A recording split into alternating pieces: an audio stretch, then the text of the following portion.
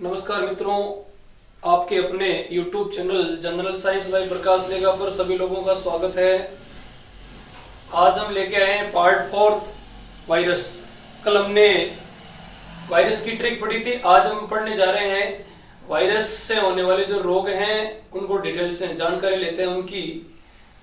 और इससे पहले मैं आपको बता देता हूं कि जिन स्टूडेंट्स ने अभी तक हमारे चैनल को सब्सक्राइब नहीं किया तो सबसे पहले सब्सक्राइब करें ताकि वीडियो की नोटिफिकेशन आपको मिलती रहे और ज़्यादा से ज़्यादा फ्रेंड्स के साथ वीडियो को शेयर करें।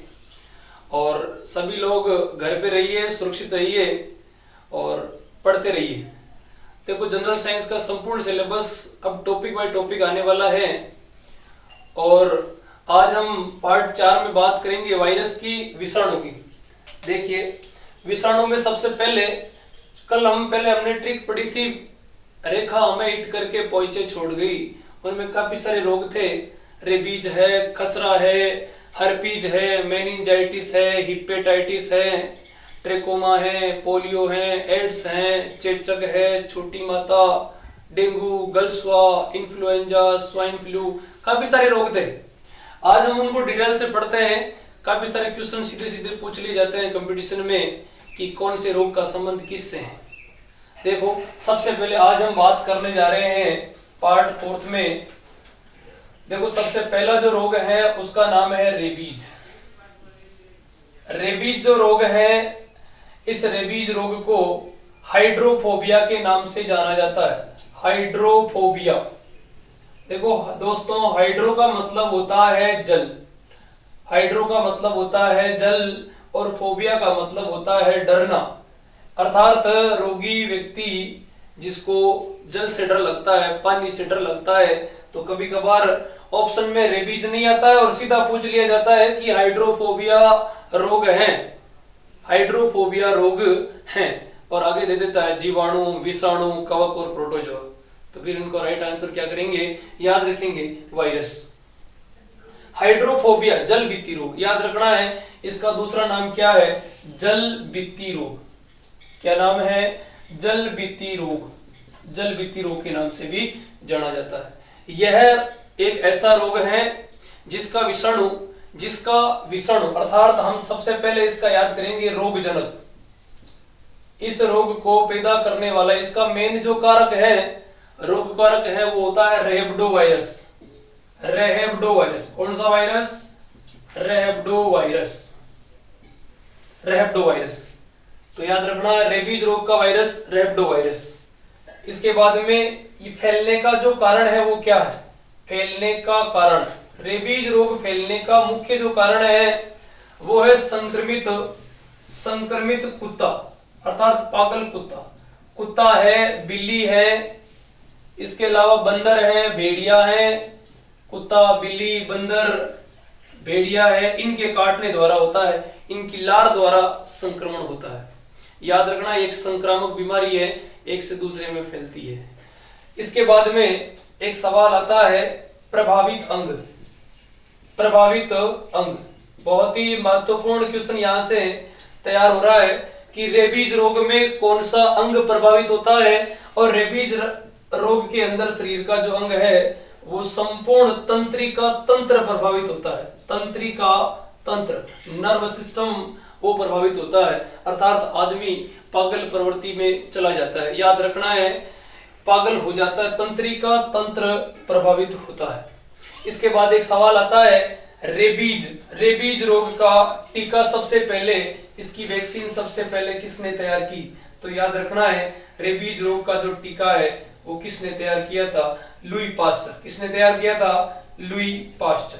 दोस्तों याद रखेंगे, पास्चर विधि से पहले नाभिक में 14 टीके लगते थे, वर्तमान में भुजा में 5 टीके लगाए जाते हैं। याद रखना है, ये खतरनाक बीमारी है जो कि घाव द्वारा, इस रोग का जो विषाणु है वो घाव द्वारा शरीर में प्रवेश करता है। इंपॉर्टेंट है, इस रोग का विषाणु शरीर में घाव द्वारा प्रवेश करता है। इस रोग का जो टीका है वो सबसे पहले किसने तैयार किया था, लुई पास्चर। लुई पास्चर नाम के वैज्ञानिक ने तैयार किया था।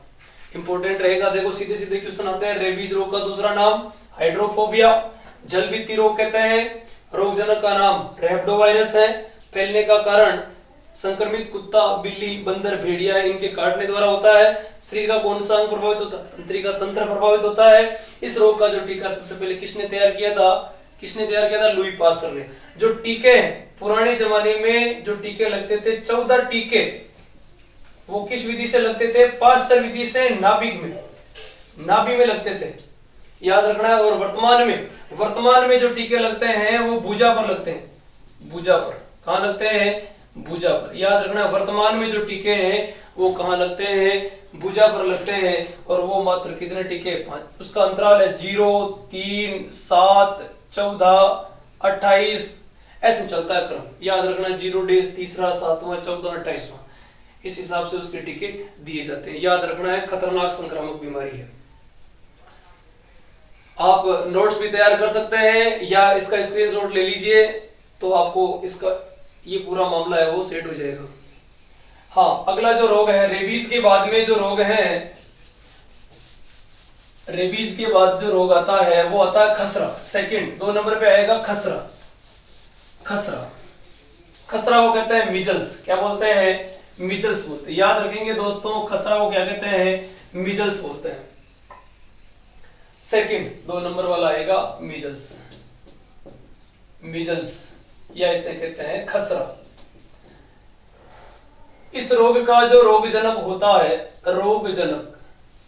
याद रखेंगे दोस्तों, मिजल्स अभी थोड़े दिन पहले चलता, खसरा रुबेला का जो टीका था।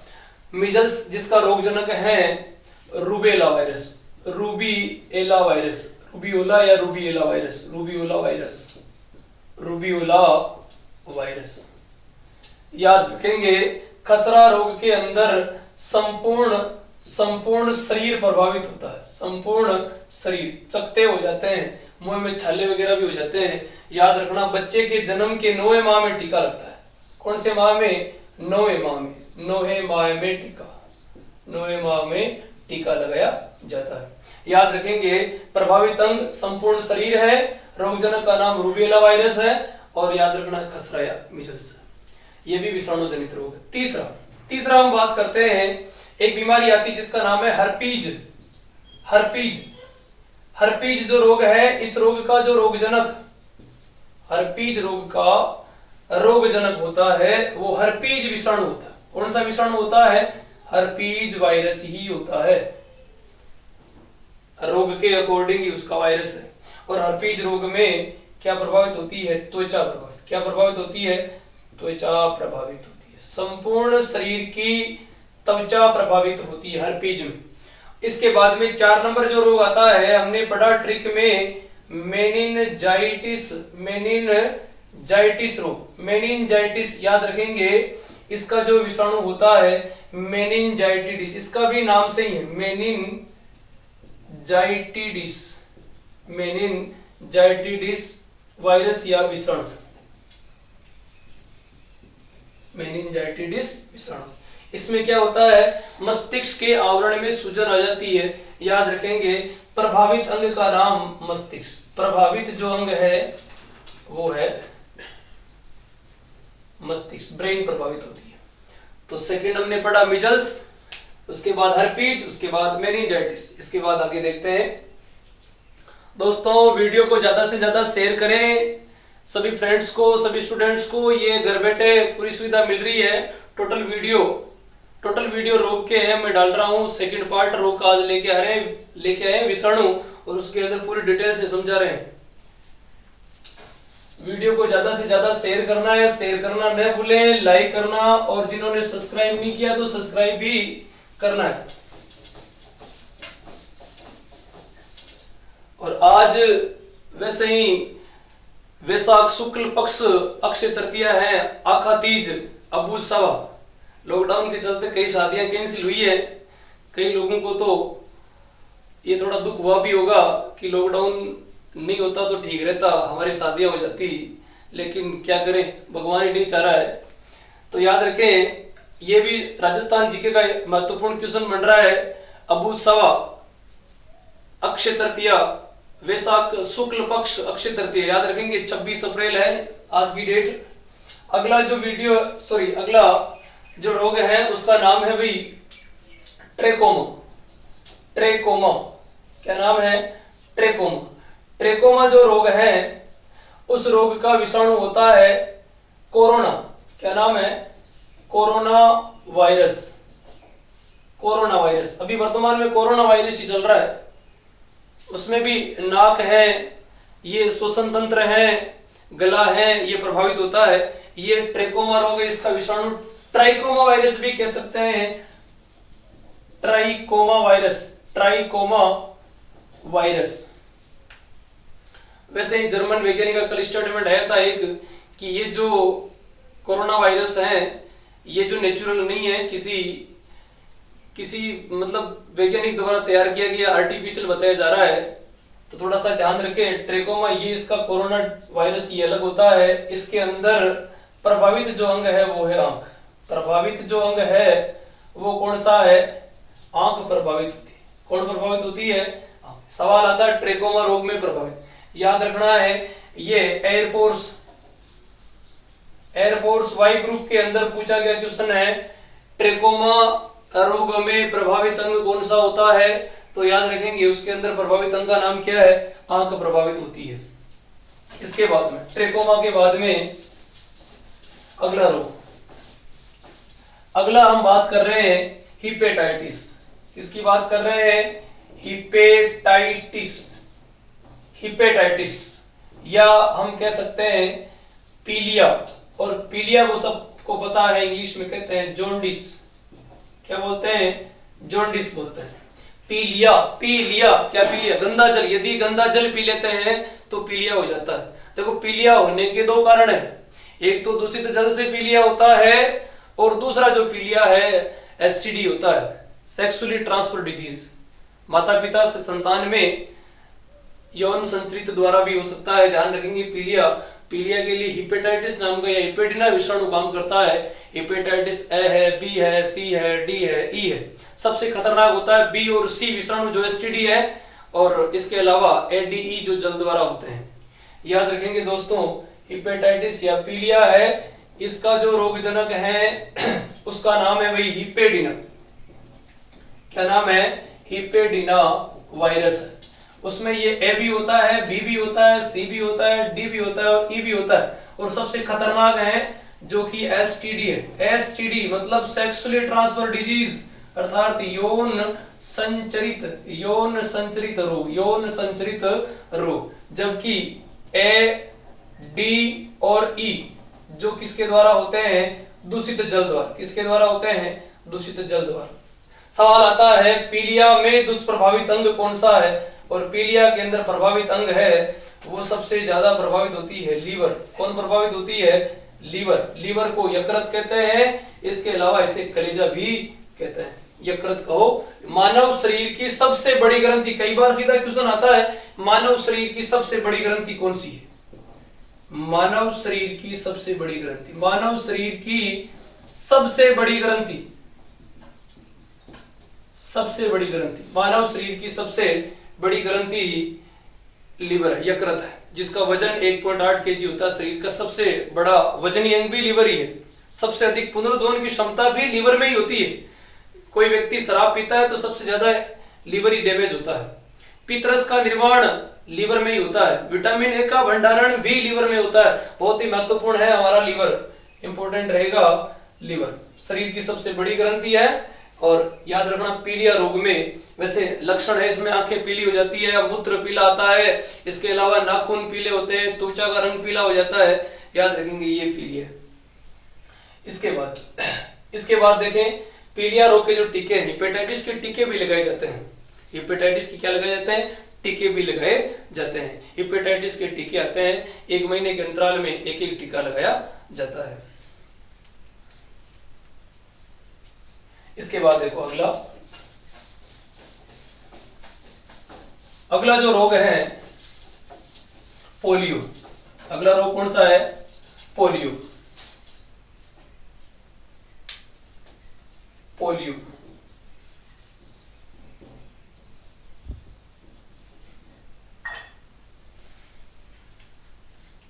पोलियो रोग है। पोलियो रोग का जो रोगजनक होता है पोलियो रोग का रोगजनक एंट्रो वायरस। कौन सा वायरस होता है? एंट्रो वायरस। याद रखना है, पोलियो रोग का विषाणु एंट्रो वायरस होता है। पोलियो रोग का विषाणु एंट्रो वायरस होता है। ये पोलियो रोग फैलने का कारण क्या है? फैलने का कारण, पोलियो रोग फैलने का जो कारण है, इसका भी मेन कारण क्या होता है? दूषित जल ही होता है। इसके अलावा एक बड़ा कारण और है, यदि तेज बुखार में क्या दे दिया जाए? इंजेक्शन। तेज बुखार में इंजेक्शन लगाने पर, तेज बुखार में इंजेक्शन लगाने पर, याद रखना पोलियो। वैसे तो वर्तमान में भारत पोलियो से मुक्त है, पोलियो मुक्त देश है। और भारत जो पोलियो मुक्त हुआ, और वो कब हुआ? 2014 में। भारत पोलियो मुक्त कब हुआ? 2014 में। और प्रथम पोलियो मुक्त देश, याद रखना महत्वपूर्ण क्वेश्चन है, प्रथम पोलियो मुक्त जो देश है वो है क्यूबा। कौन सा है? क्यूबा। और क्यूबा की राजधानी कहाँ है? हवाना। राजधानी याद रखना, क्यूबा की जो राजधानी है वो कहाँ है भाई? हवाना है। इंपॉर्टेंट रहेगा, पोलियो दिवस कब मनाया जाता है? पोलियो दिवस कब मनाया जाता है? पोलियो दिवस कब मनाया जाता है? 24 अक्टूबर। कब मनाया जाता है? 24 अक्टूबर। 24 अक्टूबर को पोलियो दिवस मनाया जाता है। पोलियो दिवस। पोलियो के लिए 0 से 5 वर्ष के बालकों को पोलियो की एक खुराक दी जाती है, ओपीवी के नाम से जानते हैं, oral polio vaccine. Oral polio vaccine है जो 0 से 5 वर्ष के बालकों को दी जाती है। और यहाँ पे जो आपने सुना होगा 2 बूंद जिंदगी की, जिसका ब्रांड एम्बेसडर अमिताभ बच्चन है, याद रखना है, रविवार के दिन ये पोलियो पिलाया जाता है 0 से 5 वर्ष के बालकों को। वर्तमान में पोलियो रोग है वो इंडिया में नहीं है, भारत पोलियो मुक्त हो चुका है। एप्लीकेशन तो 2011 की थी, लेकिन पूर्णतः 2014 में भारत पोलियो मुक्त हो चुका है। पोलियो रोग को बाल पक्षाघात भी कहते हैं, अपंग हो जाता है। याद रखना है, शरीर के अंग विकृत हो जाते हैं। इंपॉर्टेंट रहेगा पोलियो।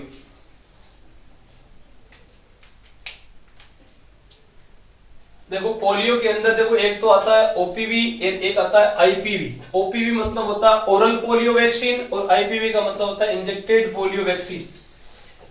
पोलियो का जो टीका है, पोलियो का जो टीका है, देखो याद रखना, पोलियो की दवा है वो अल्बर्ट सेबिन ने तैयार की। अल्बर्ट सेबिन ने तैयार की। और टीका या जो वैक्सीन है वो जॉन सॉल्क ने तैयार की। याद रखना, जॉन सॉल्क ने पोलियो का टीका तैयार किया, और दवा है वो अल्बर्ट सेबिन ने। याद रखेंगे, अल्बर्ट सेबिन और जॉन सॉल्क दोनों ही महत्वपूर्ण है पोलियो। इसके बाद में जो अगला रोग आता है, अगला जो रोग है वो आएगा भाई आपके एड्स। एड्स भी एक खतरनाक संक्रामक बीमारी है, विषाणु जनित रोग है। एड्स जिसका पूरा नाम acquired immunodeficiency syndrome, acquired immunodeficiency syndrome, मानवहीनता जन्य, हिंदी में अर्थ क्या होगा? मानवहीनता जन्य प्रतिरक्षी वायरस, मानवहीनता जन्य प्रतिरक्षी भी कह सकते हैं। इंपॉर्टेंट रहेगा एड्स दिवस। एक महत्वपूर्ण सवाल यहां से भी आता है, एड्स दिवस कब मनाया जाता है? एड्स दिवस कब मनाया जाता है? हाँ, एड्स दिवस, कमेंट बॉक्स में इसका आंसर देंगे, एड्स दिवस कब मनाया जाता है। इसके बाद में देखो, एड्स है उसका जो रोगजनक है वो कौन सा होता है? एड्स का रोगजनक, और एड्स का जो रोगजनक होता है वो होता है एचआईवी। एचआईवी की फुल फॉर्म होती है human immuno deficiency virus, deficiency virus, human immuno deficiency virus. याद रखेंगे ह्यूमन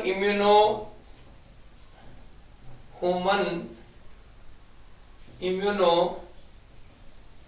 डिफिशियंसी वायरस। याद रखना है ये एचआईवी है, ये एचआईवी हमेशा याद रखना है रिट्रो वायरस होता है, आरएनए विषाणु होता है रिट्रो वायरस। ये एचआईवी है वो कौन सा होता है, आरएनए विषाणु होता है। एचआईवी ह्यूमन इम्यूनो वायरस जो आरएनए विषाणु है, खतरनाक है भाई। एड्स दिवस, इसका आंसर कमेंट बॉक्स में देंगे, किस डेट को एड्स दिवस मनाया जाता है। काफी लोगों को पता होगा, जिनको पता नहीं है वो पता करके कमेंट बॉक्स में इसका आंसर दें। दोस्तों वीडियो को ज्यादा से ज्यादा शेयर करना है, लाइक करना है, और सब्सक्राइब नहीं किया है तो सब्सक्राइब करना है। इसके बाद देखो भाई एड्स के बारे में और डिटेल ले देखते हैं। एड्स एक खतरनाक भयंकर महामारी है जिसका कोई उपचार नहीं है, बचाव ही सबसे बड़ा उपचार है। एड्स फैलने का सबसे मुख्य जो कारण होता है वो संक्रमित व्यक्ति के साथ यौन संबंध बनाने से होता है, संक्रमित व्यक्ति से रक्तदान करने से होता है। यदि कोई संक्रमित मां है तो उसके होने वाले शिशु को एड्स हो सकता है यदि वो मां उसे दुग्धपान करवाए। इसके अलावा संक्रमित व्यक्ति का ब्रश यदि यूज ले लिया जाए तो भी हो सकता है, यदि शरीर का सीधा संपर्क में आना हो तो भी एड्स हो सकता है। कभी कभार स्टूडेंट्स के क्वेश्चन रहते हैं कि यदि किसी व्यक्ति को एड्स से संक्रमित व्यक्ति को मच्छर काट ले और वही मच्छर किसी दूसरे व्यक्ति को काट लेता है तो क्या एड्स फैलता? तो याद रखना है ऐसा एड्स नहीं फैलता है, क्योंकि मच्छर द्वारा एड्स जो उसका विषाणु है इतना भारी होता है कि जो मच्छर द्वारा ये चलता नहीं है। याद रखेंगे ऐसे तो इंडिया में नहीं पूरे संसार में एड्स फैल जाता। याद रखेंगे एड्स के बारे में थोड़ी सी और डिटेल। देखो एड्स के लिए कुछ जांचें होती है जो सबसे इंपॉर्टेंट है, कई बार कंपटीशन में सीधा क्वेश्चन पूछ लिया जाता है। एड्स की पहली जांच होती है एलिजा।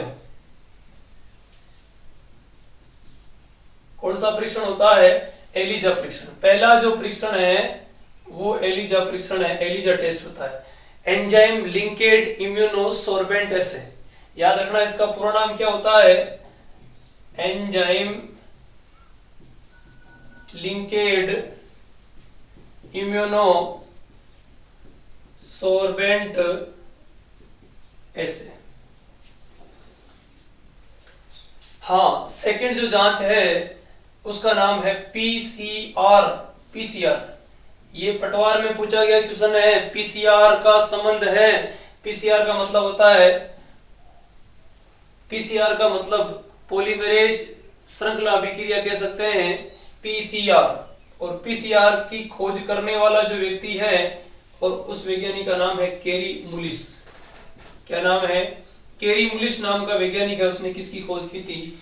पीसीआर की खोज की थी। तीसरी जो जांच होती है उसका नाम है डब्ल्यूबीटी। डब्ल्यूबीटी, डब्ल्यूबीटी को हम ऐसे कह सकते हैं western blot test. Western blot test, western blot test. याद रखना है बहुत, ये निश्चयात्मक परीक्षण है और ये इसका प्राथमिक परीक्षण है। इसके बाद में देखो याद रखेंगे एड्स की राजधानी या एड्स का सबसे पहले पता कहां चला था? एड्स का सबसे पहले पता है वो चला था लॉस एंजिल्स में। लॉस एंजिल्स में सीगेलो नाम का एक वैज्ञानिक था, उसने एड्स का क्या किया था? नामकरण किया था। एड्स का नामकरण करने वाला जो वैज्ञानिक है सीगेलो था। इंपॉर्टेंट रहेगा, एड्स की जो राजधानी है वो युगांडा शहर को कहा जाता है, पर भारत में एड्स की जो राजधानी है वो मुंबई शहर को कहा जाता है।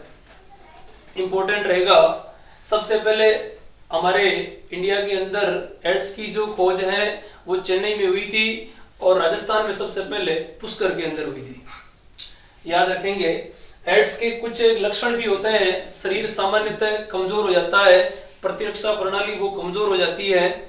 याद रखेंगे दोस्तों, आज की क्लास में यही विराम देंगे। अगली क्लास में इसके बारे में और डिटेल से जानकारी लेंगे। तब तक के लिए सभी दोस्तों का शुक्रिया। और याद रखें दोस्तों, वीडियो को ज्यादा से ज्यादा दोस्तों के साथ शेयर करना है और चैनल को सब्सक्राइब नहीं किया तो सब्सक्राइब पहले करना है ताकि आपको नोटिफिकेशन मिलता रहे। इसके अलावा मैं एक बात और कहना चाहूंगा, हमारा एक YouTube चैनल जिसका नाम एजुकेशन बेल, जिसको आप सब्सक्राइब करें और शेयर करें ताकि आपको एजुकेशन से जुड़ी हुई जानकारी और कई सारी न्यूज, कई सारे एग्जाम्स की नोटिस या उनके बारे में डिटेल कब एग्जाम होगी तो आप एजुकेशन बेल को ज्वाइन कर सकते हैं। नमस्कार।